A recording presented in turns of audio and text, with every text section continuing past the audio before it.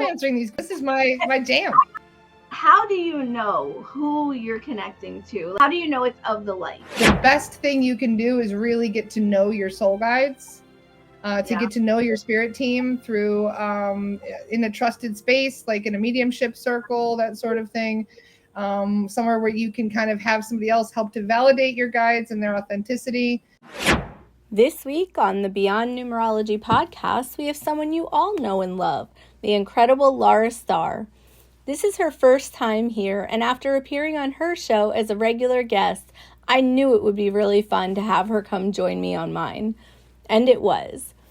Lara is a spiritual mentor, educator, and wildly dedicated guide who has spent years traveling the world, studying under master teachers, writing for massive spiritual platforms, and helping millions of people understand the unseen. These days, she focuses her work on educating others about entities, attachments, and finding sovereignty. And she's not just teaching all of this stuff, she actually goes in and fights those beasties herself, as she would say it. In this episode, we talk about her journey from seeing spirits as a child to running huge online communities, the wild reality of entity interference, how she believes free will actually works, what mental health and spiritual influence might have in common, and the deeper purpose behind the dark things we face. And of course, we end with some mini numerology readings, as always. You're going to feel like you're right here in the room with us on this one, and that's always our goal. All right, now let's get into this great episode.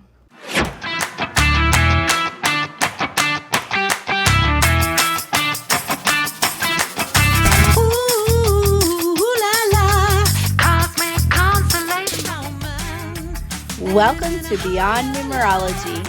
I'm Tammy Lopresti, the creator of Cosmic Ascended Numerology, a rare and super accurate way of decoding who you are and why you're here. If you're new around here, I'm so glad you found us. And if you've been in my world for a while, then you already know that I don't do numerology like everyone else. Think of this podcast as your weekly spiritual hangout, a place where we dive into your soul's plan, we uncover what you came here to learn, to understand, and to experience, and we help you to wake back up to the you that you came here to be.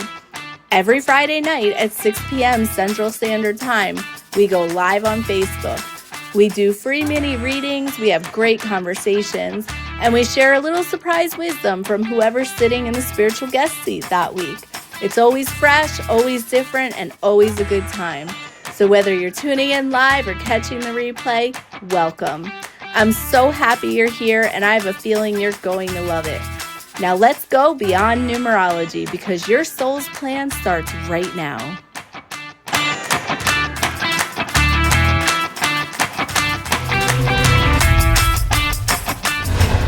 So I have the amazing Lara Starr with me tonight, everybody. I know everybody's not here yet, probably, but hello. I'm very excited to have you. The tables are turned tonight. Usually I'm on your show. I'm more relaxed now. I don't have to think of things to say, really. I can just come up with answers rather than questions. It's easier. That's right. Well, now's the hard part, though, because you don't know what's going to happen. That's what no, I'm an open book, Tammy. I know you are. I know. Actually, I know that from your numbers. You have authenticity inside your chart, like right inside your chart, like plain as day. So I know you're like that. So it's a good thing. Thank you for that. So do you go on many people's podcasts?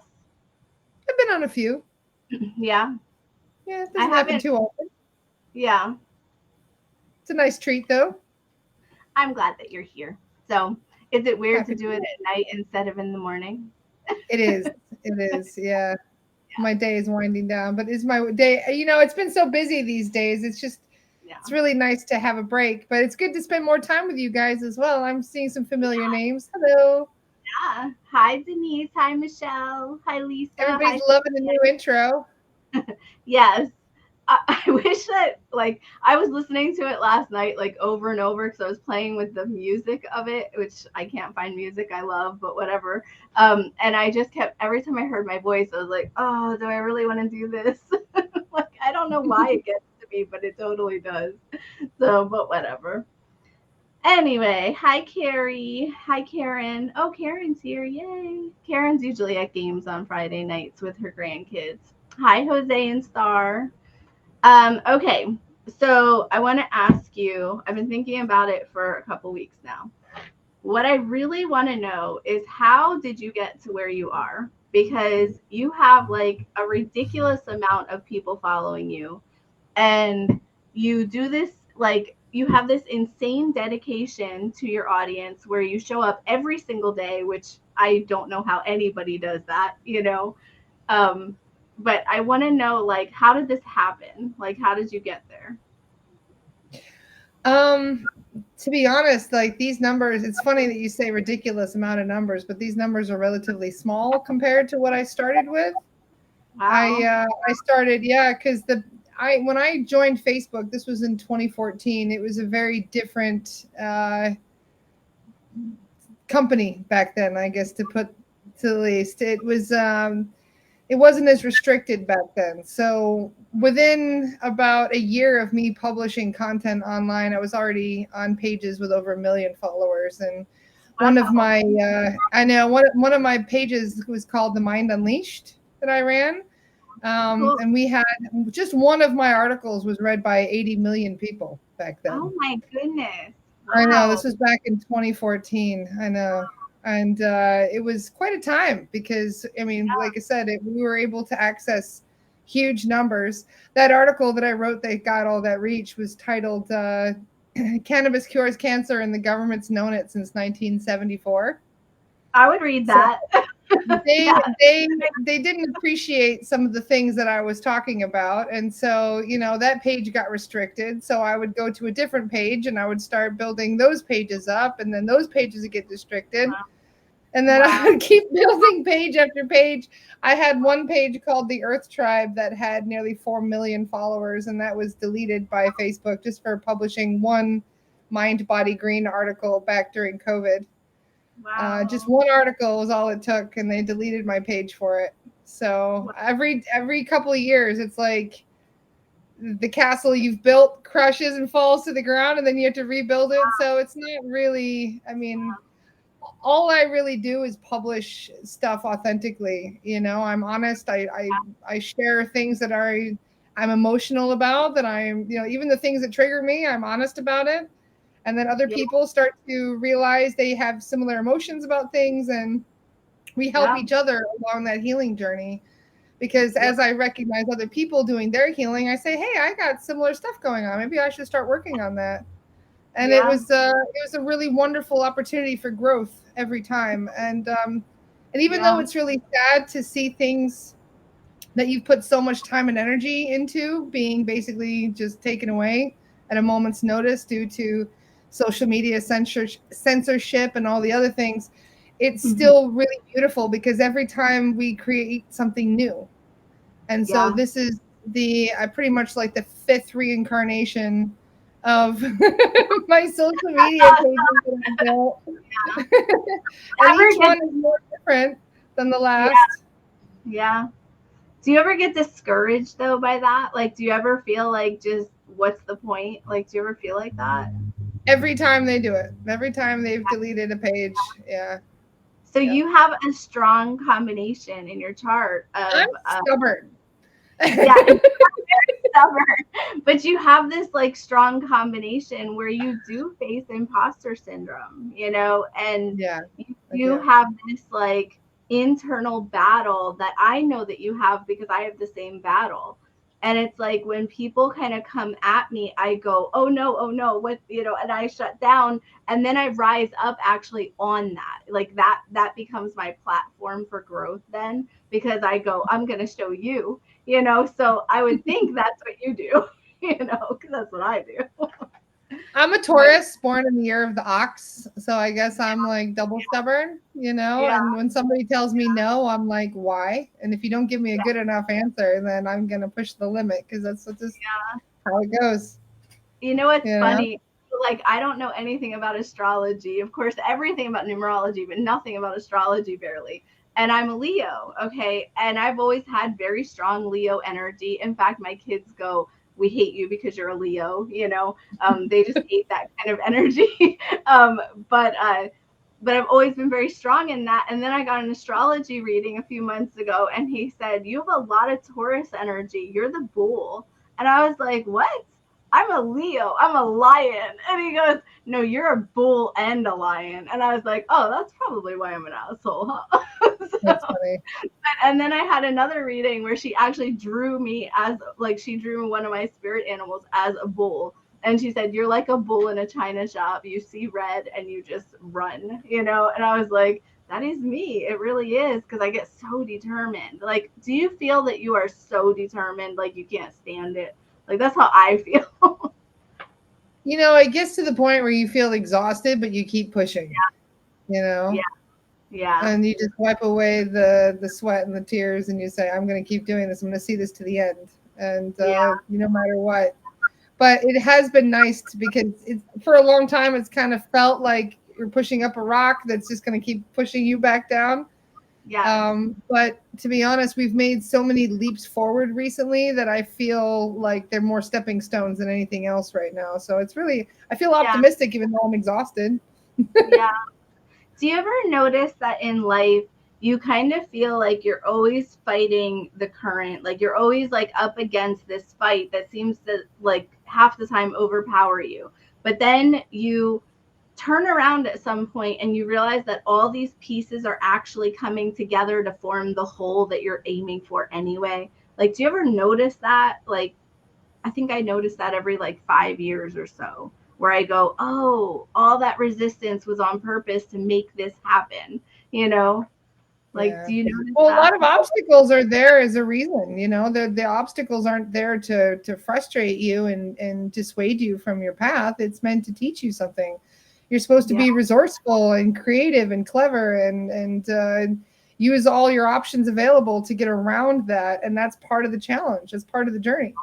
So yeah, I agree with that. So, okay, so tell me about your work. I know your work is controversial. it is. But it's a good thing. So I remember asking your heart. I remember well, I'm just gonna tell you, sorry, I asked you a question and then I talk, but I remember I had, you know, trouble with why someone would choose to do what you do, okay? Because I personally can't, like, I wouldn't want to, you know, like for me it's hard. And I came to you and I said, why do you do this? Like, how did you get into this? And we had this really good conversation. I don't know if you knew that I was struggling with it so much, but I said, I just don't get it. Just tell me why. And in that moment, like when you talked to me about it, I saw your heart and soul in it. And I went, okay, I understand now, you know, because I couldn't understand why you would choose such difficult work, you know? So, okay, so tell people your work and then we can talk about that, you know, a little bit. So it's a long story. In fact, it goes back about 12,600 years or so. I won't go that far back into it, but in this particular lifetime, I have been in training since a very early age for the type of work that I do. I was able to see spirits back when I was a child, and that traumatized me a little bit. But I was also I had an insatiable curiosity at the same time. So it's one of those things that even though I was afraid, I was also very curious. So that's when you get into dumb things like Ouija boards and that sort of thing. And that is where I started kind of experimenting with spirituality. And I brought a poltergeist into my house. And it was a very jarring experience, especially for the fact that I was the main person it was messing with. It would show me things, but other people, they wouldn't really see it. So it almost like gaslight me, to the extreme. And it took a long time for me to kind of cope with that. It creates PTSD. So I turned off my gifts, all of my psychic gifts. I just turned them off. I didn't want to see. I didn't want to hear. I just said, I'm not, I don't want any part of that stuff, that crazy, scary stuff, especially because I grew up in a Christian household. And I mean, I went to an all girls Christian academy and all that sort of thing. So, I was also kind of dealing with the integration of the religion, the born again Christianity and all of that. And so that left a lot of confusion as to who was right, who was wrong.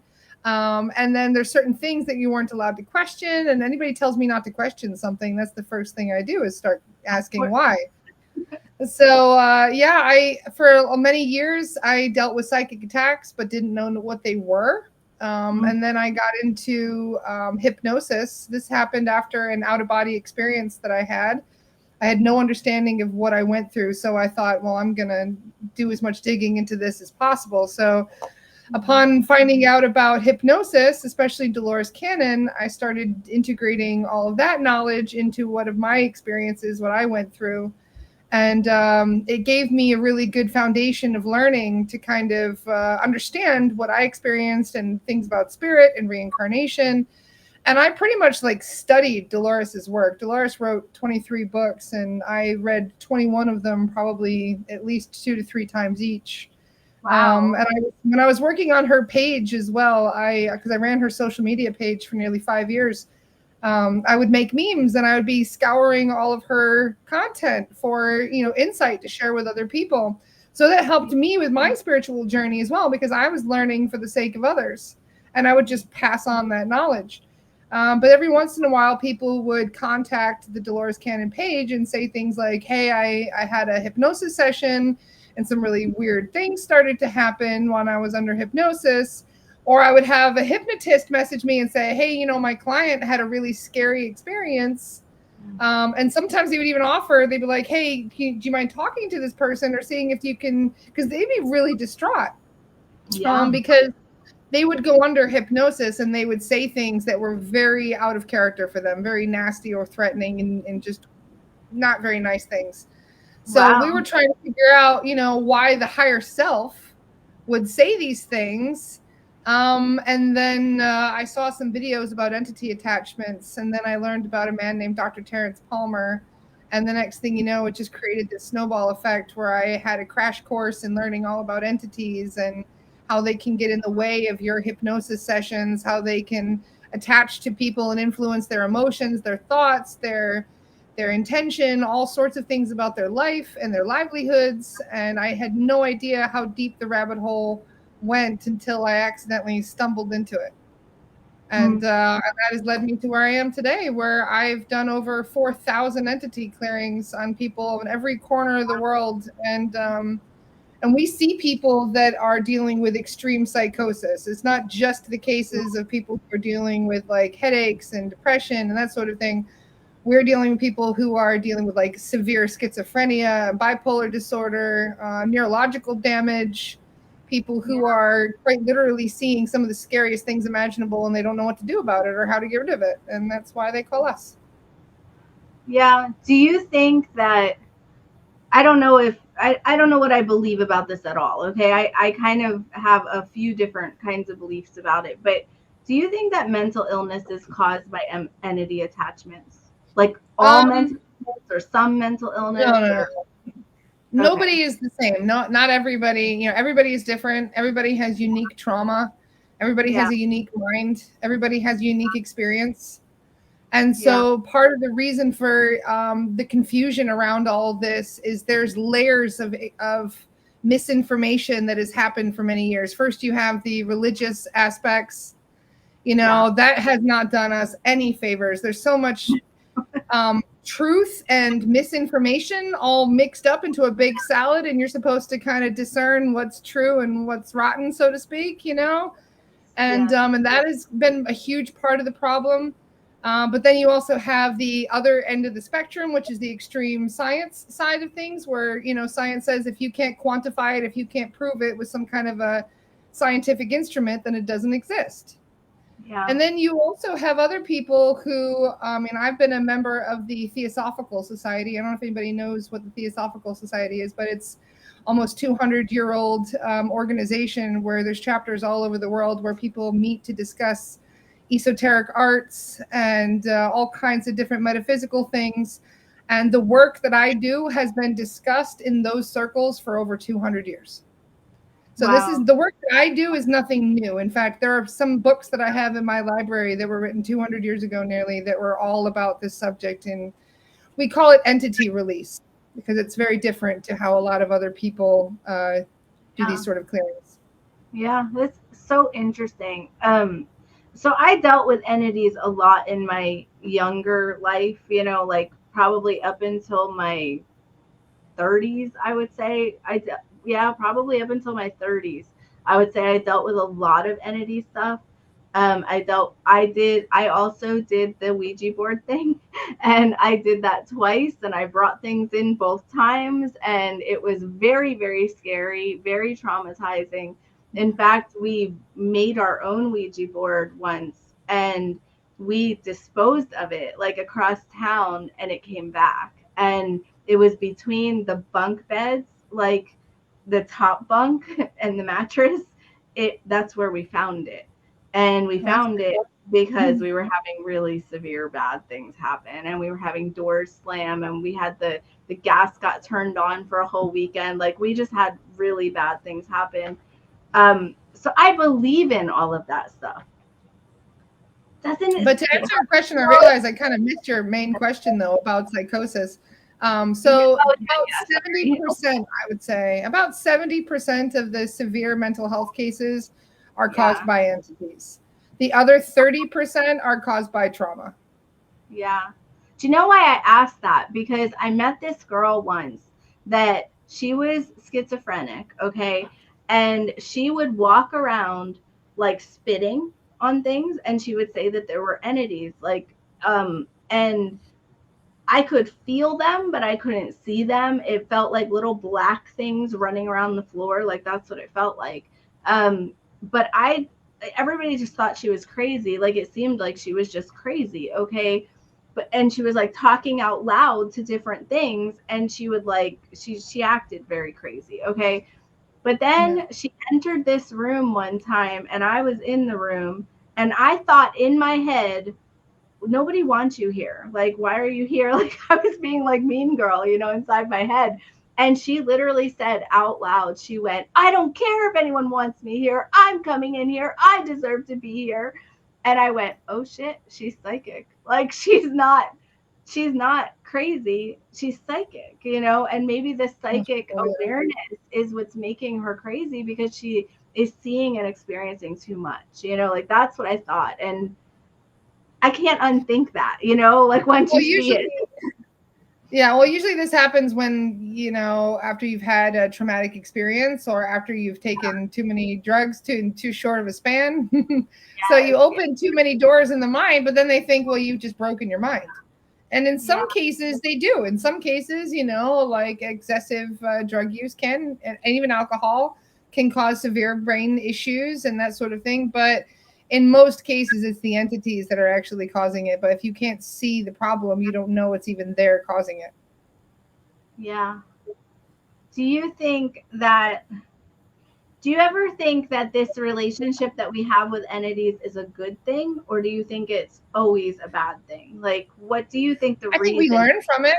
I think that was originally the intention of these beings existing in the first place, is to call attention to our triggers, to call attention to the things that we need to work on, that their shadow work, you know, they definitely accentuate our shadow work at the very least. You know, they call attention to all the areas we need to work on because those are the areas they exploit for their own benefit. So if you're with a partner who you don't actually, you know, want to be with, and because they're a very negative person, they're going to make that person even more negative to trigger you into leaving that person. Yeah. You know, but other times they will take a happy couple and play off of each other and actually drive the happy couple apart because they're feeding off of both of them simultaneously and picking fights between them. It could be. So, you know, it's a catch-22. I'm really leaning toward the belief that it's more of a partnership because we're trying to learn here. And the reason why is because I had a near-death experience in my 20s. Okay. And during that near-death experience, I was told a lot of things, like from what I thought was an angel. Now I know it's my main spirit guide, but I didn't know that back then. I used to just call her an angel. But she told me all kinds of things. And one of the things that she told me that, like, all the things kind of stuck with me because, you know, it just does.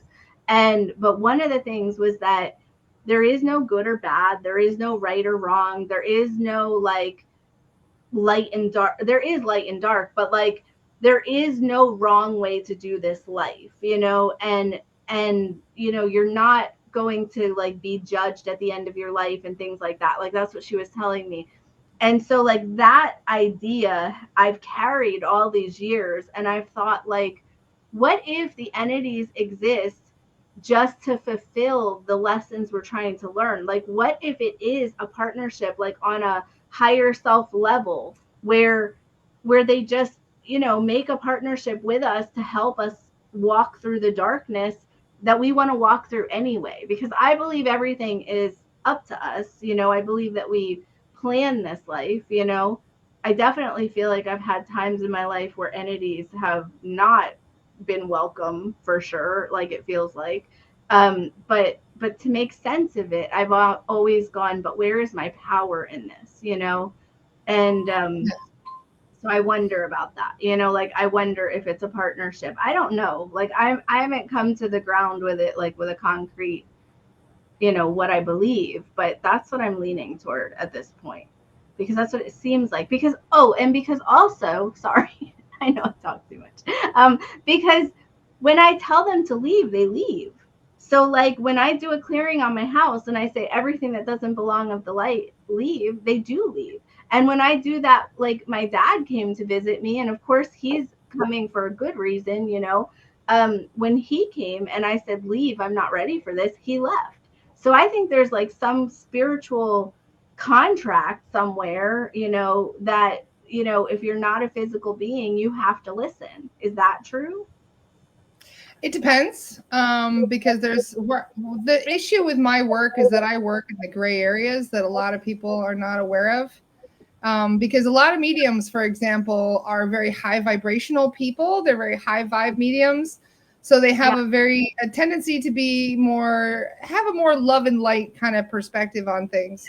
And then you have, you know, the people who are on the other end of the spectrum who believe, you know, like the cabal is going to kill us all. And then there's not much we can do about it. And it's a very negative kind of, you know, like, you know, and then you find me in the middle, because in the work that I do, I tend to find all those gray areas. Just for example, today we did a lost soul rescue on that flight from India that crashed, 171. So we looked into that flight. I'll share the recording in the Spirit Release and Lost Soul Rescue group if you guys are interested in seeing that, because we crossed over 250 people that were killed in that plane crash. You should do so it was a very powerful clearing, especially. So one of the questions I asked in the recording is, did these people plan this? Was this part of their life plan? Was this their plan for how they were supposed to die and go out that way? And the guide said, no, it was not their plan. In fact, their free will was circumvented by entities that crashed the plane. Technology was used to crash that plane. So all the people on that plane should have been alive, should have gone home to their families. And instead, an entity decided to step in and change their life plan for them. How often does that happen? About 50% of the time. Every time I check in for a lost soul rescue, I ask the soul, I ask the higher self, was this their plan? Was this their way they were originally supposed to die? And about 50% of the time, yes. 50% of the time, no. So I asked, you know, and this is something that really shook me to my core, because I spent years studying Dolores Cannon's work, and Dolores would explain things like, you know, you make contracts, you make plans, these sort of things. And so I had to relearn a little bit, you know, because my information comes directly from soul guides. In fact, many of my mediums actually go into trance and they go to sleep. They actually take a nap, and their soul guide comes forward in a trance state, and I'm speaking directly with a soul guide. And so when I ask them certain questions, like, you know, what is their plan? Is this going to create extra trauma? Because if you die the way you plan, it's almost like you're prepared for it. You're mentally prepared for it because that was your plan all along. But if an entity comes in and, basically like Final Destinations you and pulls some shit where, you get into an accident you weren't supposed to get into, what happens in that instance? So I asked about it, and they said that 3D is very complicated because you do have your own free will. Just like you said, you can command certain entities to leave your home. But the problem is that free will is a competition between everybody. If you want the same parking spot that I want, and we're both trying to fight to get into the same parking spot, you're using your free will and saying, no, I deserve that. That's mine. And I say, no, I'm choosing to. That's my spot. I choose that. We both have to fight it out to see who ends up with it in the first place. So it's just like that. Everybody's free will is kind of competing. And even that includes the entities. So unfortunately, there's a lot of entities that have a vested interest in keeping this world very dark, very dense and heavy and tragic and sad, because that is where all the food for them is.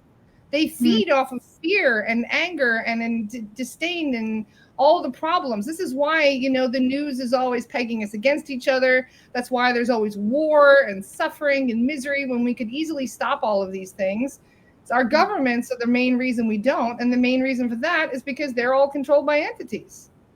So whenever there is something really awful happening around the world, there are entities that are benefiting from that. And many of those souls I have found have not chosen that experience, which makes it even more traumatic for the soul. Because if you didn't plan that experience, you didn't choose that, and somebody forces it upon you, it compartmentalizes. It literally fragments the soul in some cases. It can cause severe disassociation and trauma.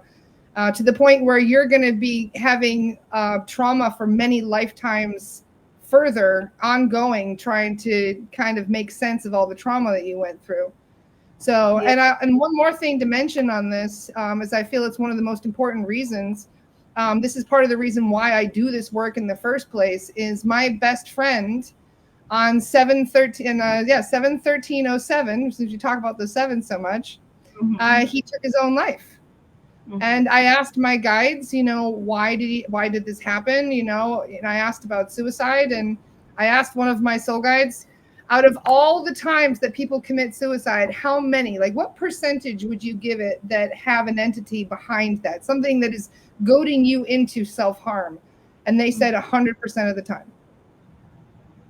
Self-preservation is at our core. You know what I mean? And if you are trying to harm yourself, that self-preservation is being outnumbered basically by an entity that is really being persistent with its thoughts. It's telling you to hurt yourself, and you think it's you. Yeah, I definitely believe that. I have experienced that myself. So I've had times where I have felt suicidal, and there were times when I made the attempts in my life, okay?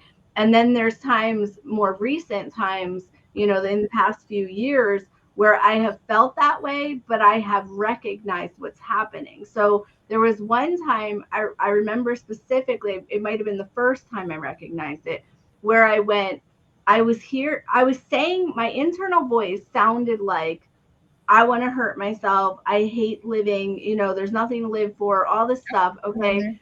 But when I looked in the mirror, for some reason for me, when I look in the mirror, I know the truth. I don't know if that's normal, but that's what I do. That's what I've always done. I looked in the mirror that day and I went, these aren't even words I would say. Like, this isn't even how I talk to myself in my worst verbiage to myself inside my head. This is not how I talk. And I went, clearly that's not me then, and that actually snapped me right out of that depression, because I went, this is a joke. Like, this is ridiculous. Yeah, I don't know. Like, this whole thing is really hard for me, because I believe parts of it, some of it's hard for me. Like, the free will part is really hard for me, because everything I teach is that we have empowerment, we have free will, like we have control. You do have free will. You absolutely do. It's just, unfortunately, our free will is in competition with everybody else's free will. Because if we both want the same thing, we have to compete for it.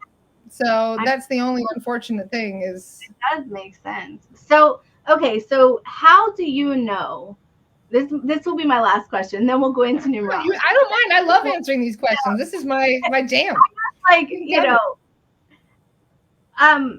how do you know who you're connecting to? Like, how do you know it's the person's, highest self or soul guide or spirit guide or whatever how do you know it's of the light? How do you know it's good that you're connecting to that's giving you the information? Like versus bad. Training and very strong discernment. Yeah. Unfortunately, they can be very, very clever, and to the point where I would say probably about 60% of us healers have been tricked at least at one point or another, where an imposter has come in and we didn't even know it was an imposter. So unfortunately, the best thing you can do is really get to know your soul guides, get to know your spirit team through in a trusted space, like in a mediumship circle, that sort of thing. Somewhere where you can kind of have somebody else help to validate your guides and their authenticity. I mean, because they can glimmer you. Any entity can make themselves look different. In the astral, we call it glimmering, where they change their appearance. They can look like anybody they want. They can look like Jesus. It doesn't matter. Whoever they want to look like, or they can look like Satan. It depends on whatever they want to look like. They can look like. So it depends on what their motives are and what their end game is. So with these entities, you really have to get a feel for their vibration. A low vibrational entity is going to make you feel kind of off. It's going to make you feel ungrounded. It's going to make you feel nauseous. It's going to make you feel like you got to listen to your intuition, because your intuition will tell you something just seems off. And if you ignore it, and it could get louder, or you could end up kind of getting sucked into something that you weren't ready for. So it's really important to have that discernment and to make sure, don't just blindly trust. Make sure that you're really setting up a password, getting a sense of their vibration, getting to feel their intention. A true guide will never ask for favors. They will never talk down to you. They will only speak with love and an appreciation and an understanding. So anytime that something is saying something negative to you, that is not a friend. Yeah, I've noticed that. So for me, it's all vibration. I have visualization, but I don't technically see people that try to talk to me. I have a lot of people try to talk to me from the other side. I don't always let it in, but I can tell almost immediately that something is not, of the light. And the reason I can tell is not because they say anything wrong. It's not that. They usually say the right things almost better, But it's because they feel off. It's because something feels heavier. And when it's my guides, it always feels lighter. It always feels flowy and almost angelic, and then when it's darker, it feels darker. It just does, that's how I know. I don't know how to teach that to other people, but that's how I can feel vibration. You're getting a sense for its vibration. So well done that nobody even really had to teach you that you're just feeling and getting a sense of their energy. I learned, from many teachers, including you. I've learned from everyone along the way, Dolores Cannon for sure has been a great teacher, So, okay, so I just wrote you a private message to give me the Soul Rescue group link, so that if you just put it there, I'll put it in the group so that people can go there. Absolutely. So, and then we are going to move into numerology. So we always do mini readings here.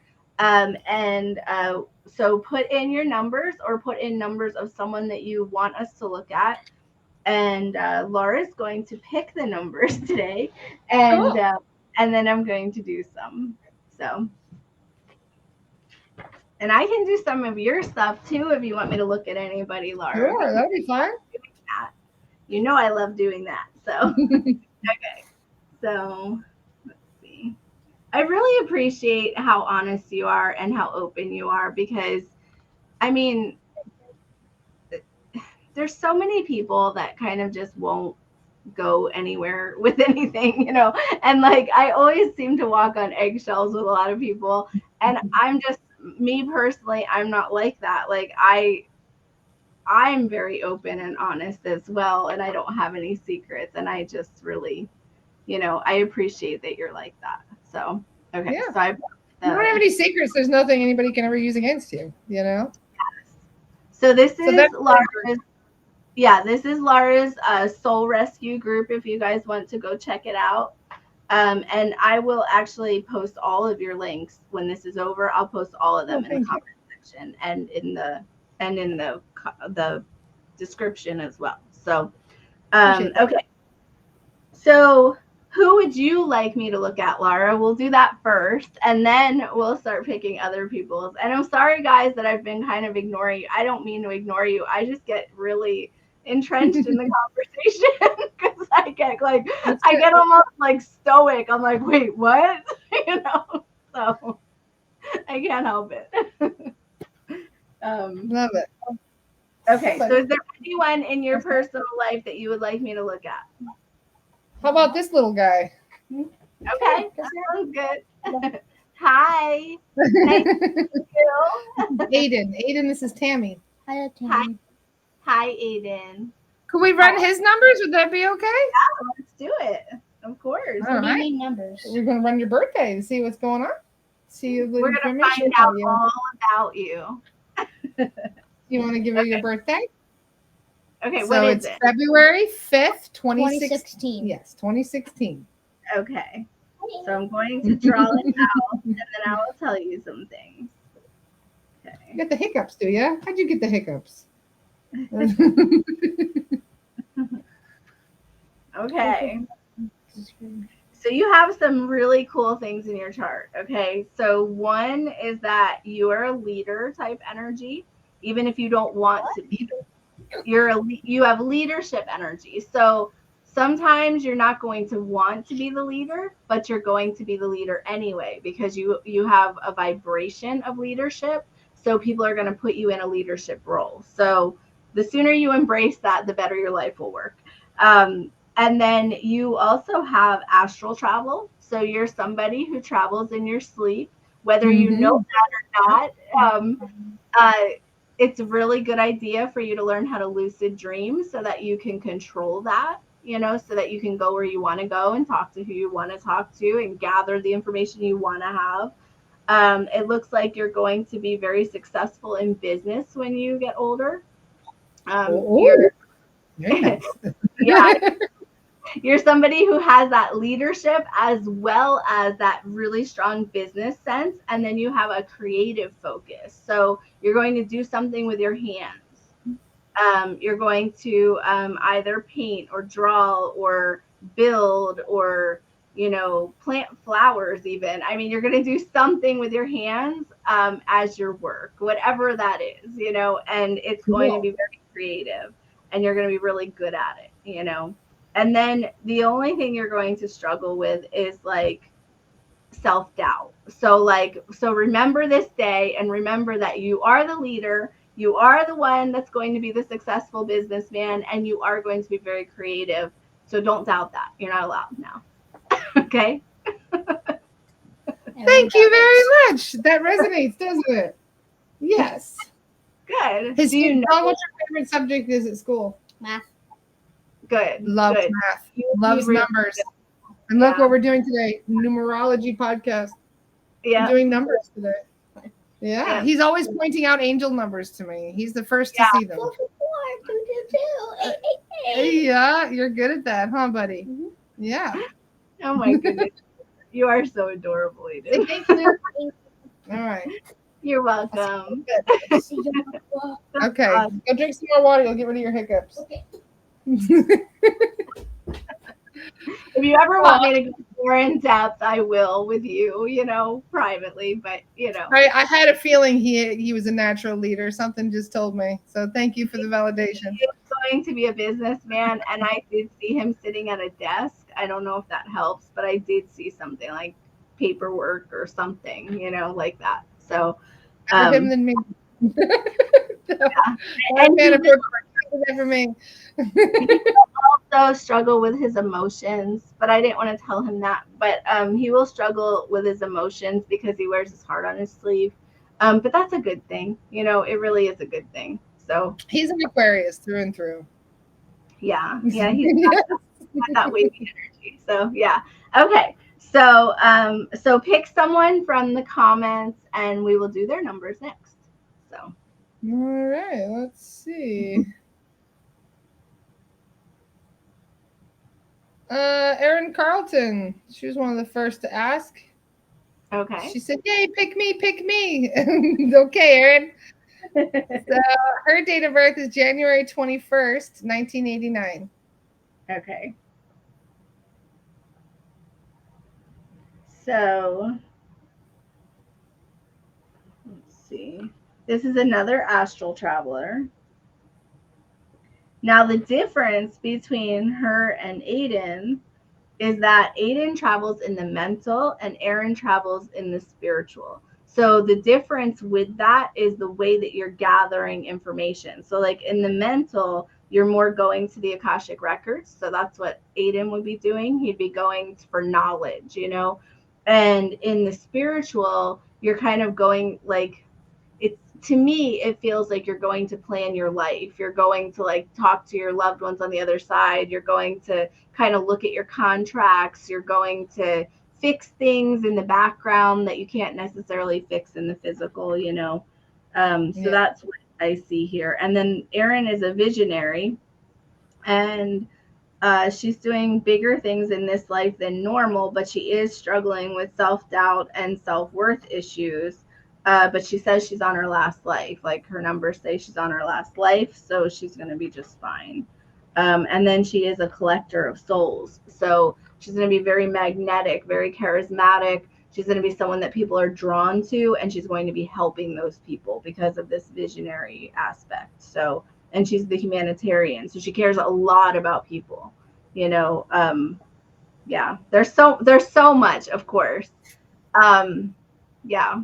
And oh, you know what I wanted to say earlier? I had this like fleeting thought that I forgot to say. I did a couple of politicians. I did their numbers before I outlawed doing politicians live. I did two of them. I did Jimmy Carter and I did Joe Biden. Okay. And even though they were different time periods and it was a different time period when I did them, it was a few months apart, they had the same exact vibration. And I thought it was really weird. Like their numbers were different, but their vibration was the same. And both of them I saw as very driven to make change and make the world better when they started. And then something actually cloaked that, and they lost their voice and they lost their direction and they lost their ability to act in their purpose. And I wonder what that could be. I know, right? We were talking about that earlier. I went, oh my goodness, I do remember that. Like I did outlaw politicians and controversial people because it's just not a good idea. But really it's like I felt that same exact vibration. It was like I saw Jimmy Carter building houses and making dreams come true, and I saw the sunshine shining. Like I had all these visions, and then something literally cloaked him and went, shut up, you're not allowed, you know. And that was exactly what happened with Joe Biden's numbers as well. It was like not exact, his was more companies that I was seeing him build, and still dreams fulfilled, but different, you know. And both of them cloaked like that. And I went, wow, that must be like a government thing when you like start, you're like bright-eyed and bushy-tailed, and then like you get in there and they're like, nope, you're not allowed, and they just shut you right down. It was a very odd thing, you know. Well, they have to control all the players in the game, so to speak. And It there's does. many ways to do that. It does seem that way. Yeah. So anyway, so okay, who do you have next? Let's see. I'm just going to do a spin and let it land on somebody. So Jordan says, when Tammy does a reading for someone, if they get a reading at a later date, will different things come up in the reading each time? Or is it the same info since the numbers don't change? So I used to think it would be the same thing every time until I did it with someone like a year apart, and it was completely different. It was a totally different reading. The numbers still mean the same, but you're living in different vibrations of them all the time. So what stands out and what the guides are talking about are what you're going through right now, not just your plan. You know, they'll talk about how your plan applies to what you're going through now. So yeah, it's different every time. You could come 2 months apart and it will be completely different because your life will be different at the time. So anyway, okay, next, sorry. Well, funnily enough, it landed on Lacey's comment. Lacey's got an interesting date of birth too. I didn't see that. Nice to see you, Lacey. Lacey's date of birth is February 22nd, 1991. So 2 to 2, 1991. Okay. And it's the 22nd. Oh, I thought that was really, you know, I don't know, in alignment with you, because 22 is the Aquarian age child. And you give me that vibe. Like, so the Aquarian age child or the golden age child is someone that is here specifically for this time. I don't know that you have that in your chart. I just know that you feel like that to me. You have that feeling, that vibe, like I'm a wanderer almost, and I'm here just to experience what's going on now. Like I'm here to participate, you know, because some of them are background, you know, they're just viewers, and some of them are participators in the change. You know, you're definitely a participator in the change, but you definitely have that like hippie, free flowing, I'm here to witness vibe, you know, to me. And that would be like the vibe of the day today. You know, it's like I'm a participator of the time that we're in, and I'm here to see it. So that is what Lacey, well, kind of. Lacey has a little bit of that vibe. Not actually. I met her. I can attest to that. Nice one, Lacey. Yeah. Lacey came to our Missouri retreat. That was great. Oh, nice. Nice. Yeah, it was wonderful. Yeah, that's awesome. So Lacey is on her last life.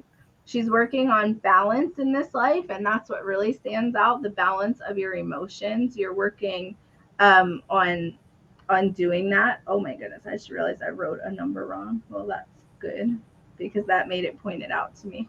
Okay, so Lacey, you're working on making the world a better place for you having been here, and you're doing that because you are the visionary and you are the person who sees the better way it could be. You're going to go through strong transitions in your life, like very strong, kind of drastic transitions in your life. And that's going to bring you to this purpose that you have. Like you are the visionary, you are very psychic. And then you have something interesting. You have the invisibility cloak, where I was just shown this, you know, just a few years ago. And so it's semi new to me. I don't exactly know how to make it work, but I know that people that have it know that they have it because it's very obvious that you can make yourself invisible when you want to. And so you use that. Like I'm seeing you. Okay, like this might sound strange. I don't know. When my visions don't always make sense to me. But I'm seeing you give random gifts to people in secret. Like that's what I'm seeing. I'm seeing you kind of like slip money into a book in a thrift store or something, or like pay for somebody that's in line behind you and just walk away, you know, go forward and they don't know who you are. I'm seeing you do a lot of that in the world. So it's like that's how you're using your invisibility cloak, and I don't think I've ever seen that before. So that's kind of cool. I hope that's, you know, I hope that's like accurate and not just metaphoric. If it's just metaphoric, then please start doing that because it's so cool, you know. So, okay. So who do you have next? Let's see. How about Margaret? Hi, Margaret. Margaret's date of birth is August 17th, 1972. Okay. August 17th of 72. Okay. So there's those 7. Scrolling through and letting it pick a random name. Yeah. It's hard, isn't it? Because there's so It is. many. I don't want to show favoritism, so I'm not. I'm just scrolling and let it land where it's meant to. That's why I won't pick, because of favoritism. Because I'm always like, but I love all these people. They're all my favorites. So, yeah. That's why I have to have you guys do it. Okay, so Margaret, you have some interesting things. Okay, so one, you have so you are the, sorry, it won't let me tell you that, sorry. the guides do this thing where if I'm allowed to talk about something, they'll let me say it. And if I'm not, they literally won't let me access the words, which is so weird. They keep telling me like this other thing that's not in your chart. So I'm just going to tell you. So you don't have it, but for some reason they're talking about the wise man at the gates of East and West. It's not that you are not that. I think you're experiencing someone that is that. Um, and maybe you're being too prideful or something and not listening to them. I think they're trying to tell me that someone's trying to give you advice or help you and you're pushing it out because you think that you know better than they do. And you probably do know a lot because you are the wise sage, but you aren't exactly allowing other people to help. That's what they're telling me. So that's a very strange thing because it's not in your chart. So I don't know why they're talking about it, but they're saying that someone in your life holds some wisdom that is definitely beneficial for you right now. So start paying attention to that. And then you are someone who is, okay, so now they're letting me talk about it. Okay, so you are the mental Buddha. You're very intelligent yourself. You are someone who is very charismatic and you draw people in because you are not only the humanitarian, but you are this incredibly wise, brilliant person yourself. You doubt that, okay? You have a lot of self-doubt in your chart and you have a lot of self-worth stuff, but you are this brilliant, amazing person that has like this incredible way of like getting through to people and like really helping them shift. And then you have a focus of children. So you're like a protector of children. So I don't know exactly how you do that. I don't know if that's your own children or your grandchildren or what, but you are a protector and a keeper of children, you know, and it's a really beautiful number. This is the number that reminds me of Jesus. It's just a really pure heart, and children bring you a lot of joy. So hopefully that makes sense. Really weird when they show me numbers that aren't even there. So, and there won't be the ones that are. Sorry, what did you say, Lara? Okay, so That was a good one. I think that Margaret resonated with that. Okay, good. Okay, let's Karen do. said pick Gabrielle's baby. You know what's funny is I was actually looking at that. I was thinking about that. So thank you. I think I will. Okay. I'm just Babies? scrolling back New for babies it. are a little bit. Yeah, Gabrielle's got a new baby. Do you mind dropping the date for me one more time? I'm just scrolling back looking for it. Oh, never mind. I found it. June 20th, 2025. Okay. June 20th, 2025. Okay, and who is this? What was it was Gabrielle? Is that what you said? Gabrielle, yeah. Okay. Mm-hmm. Gabrielle baby. I just always write a definer, you know, just in case. If I need to come back to it for any reason. Oh my goodness. And now I wrote another number in the wrong place. Whenever I do that, it means something, guys. So that's why I always say it. If you write a number in the wrong place, it's because the guides are trying to show, or really it's the numbers actually trying to show you something about that number. So, Love it. so this is also an astral traveler, which is funny because that doesn't come up very often. It might be because Lara's here. I don't know, because I know you're an astral traveler too. I don't know, but it's coming up a lot. So this is an astral traveler in the mental, which means that they're going to be going into the Akashic records and gaining information there. This is also someone who has a child focus. This is a different type of focus, though. This is someone who, like, I know she's a baby, but like you don't want her His name to. is Jacob, by the way. Just letting you know. Oh, Jacob. Okay, sorry. I don't know why I was thinking it was a girl. It has a lot of like beautiful energy. Maybe he has a lot of beautiful, not it. The chart has a lot of beautiful energy. So this is someone that he's going to struggle with his emotions. He's going to have that like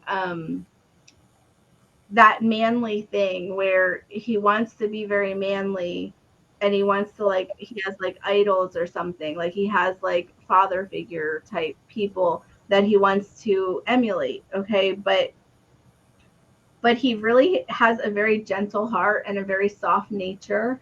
And I would want you to kind of guide him to allow that, like to allow his heart to be really big and allow him to be, not to fall into the stereotypical I'm a man type thing as he grows up, because he has such a strong, you know, he has such a strong purpose of like walking with the vibes of children, so it's like the last one a little bit, but it's a whole different thing where like this is not just a protector of children, although that is part of it. This is also somebody who stays in touch with the nature of children and like keeps that childlike wonder. And if that kind of gets taught out of him, he's going to be a very unhappy person, and you don't want that because he's such a creative. He's so beautiful. He's definitely artistic. He's going to create beautiful things, and he does also have a business sense as well. So like, I don't know that he's going to be this incredible businessman, but it looks like he's going to do something with business, and he's going to travel with it. And then also he's got the astral travel. So yeah, he's definitely incredible. But protect that heart. Like, please don't teach him all the gender crap. Like not don't at all, but like just be careful, because if he falls too much into the gender role thinking, he's going to vibrate right out of his purpose, and it's going to just confuse him and mess him up in his life. So I would definitely strongly suggest to just allow him to be the beautiful soul that he is, and let him have that big heart, and let him be very emotionally wavy. He might cry a lot, and that's okay. So that's what I would want for him. He's a beautiful person. Yeah. Okay, so let's do one more. All right, I'm just going to give it a random scroll, see where it lands. Landed on Veronica Sanchez. Oh, okay. She's got Christmas birthday, 12/25/73. Nice. Cool. Hi, Veronica. Okay, sorry. Tell me the birthday one more time. Christmas, 1973, 12/25/73. Okay, I didn't hear the last part. Okay, so okay. 1, 2, 2. We've got a lot of 2 energy going on tonight. Yeah, it wasn't intentional. Yeah, it just happens. Like a lot of times it's just the vibration is like, it has its theme. 3.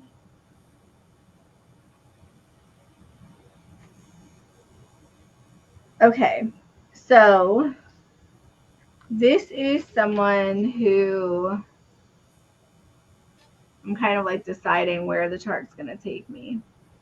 So there's definitely travel in this chart. So this is somebody that travels or wants to travel. I always say someone who travels or wants to travel, because in our world, in society, it's not always something that people can do, but it is in their heart, So this is definitely someone who wants to travel.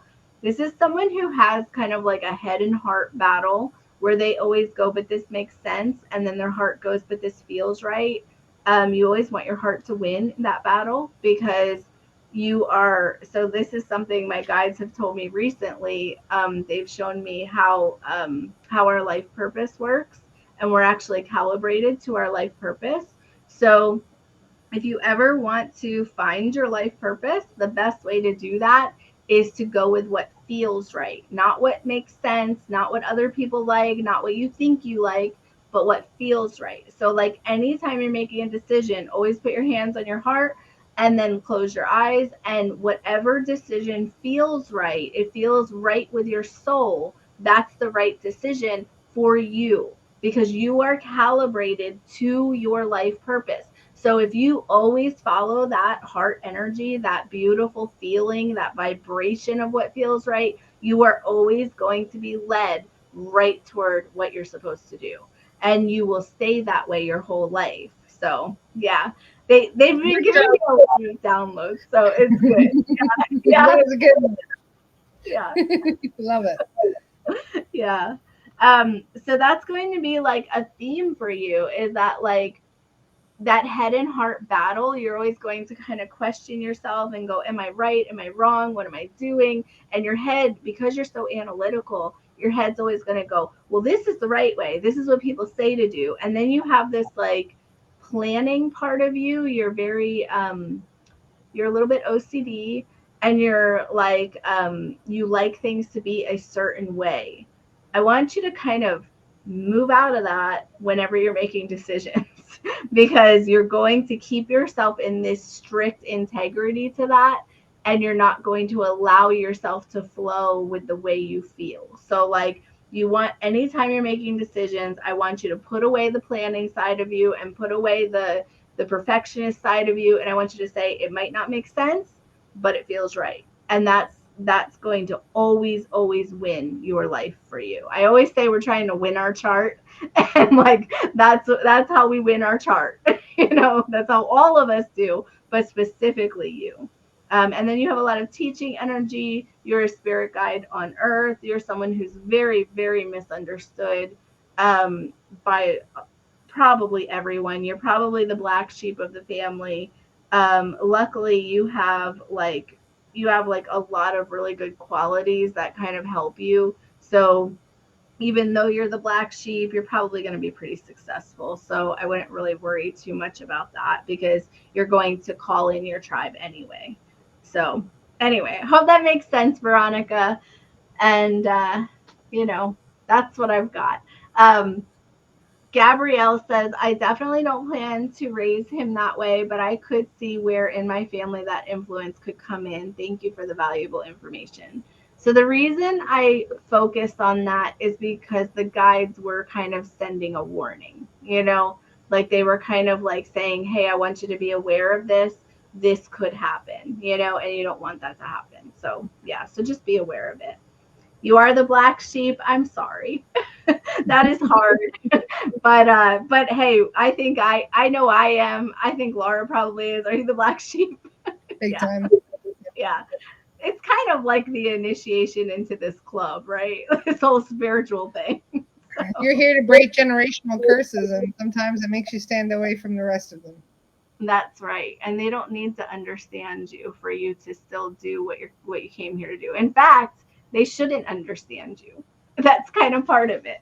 So anyway, so this was really fun, and I'm so glad that you came. And I'm going to put all of your contact information in the comments, as well as the description after this.